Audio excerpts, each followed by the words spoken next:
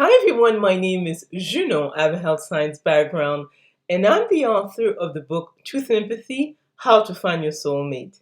And I'll put a link to the book below. This video is about why sensor perceivers are the playmate type of romantic partners. Again, I think that most people have noticed that people in romantic relationships behave differently depending on their personality type or brain type.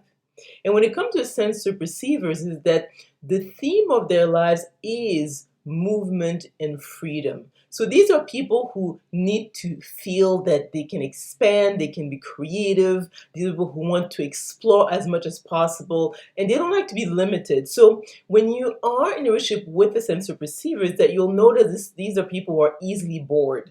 So one of the worst things that you can do as a romantic partner to them is not to be sort of interesting or come up with something that is unusual, because they need to have that constant sort of nourishment of creative ideas. So these are people who, when it comes to their career choices, they will go for either entertainment usually or entrepreneurship.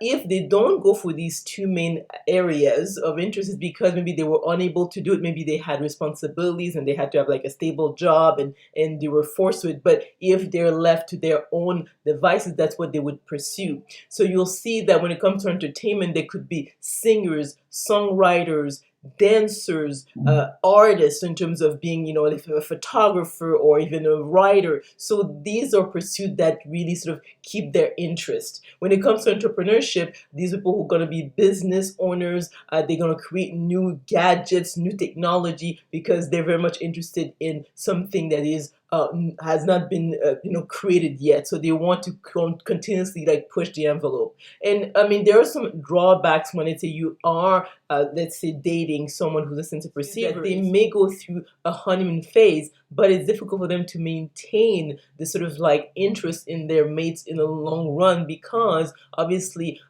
relationship involves mundane tasks such as paying the bills, taking the child to daycare, all these things, and they are not very much interested in these activities. So in terms of logistics, they tend to not enjoy these types of tasks.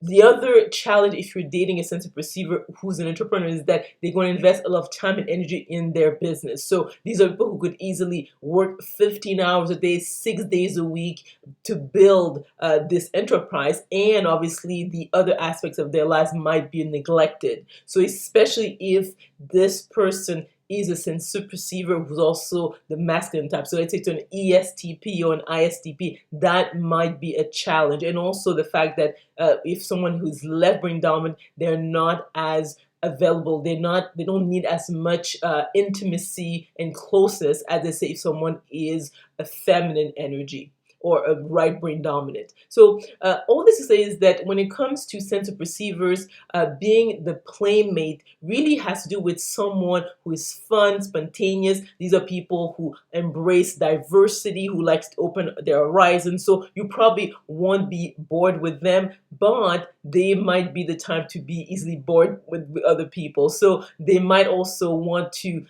explore polyamory just to keep their interest, which is not for everyone.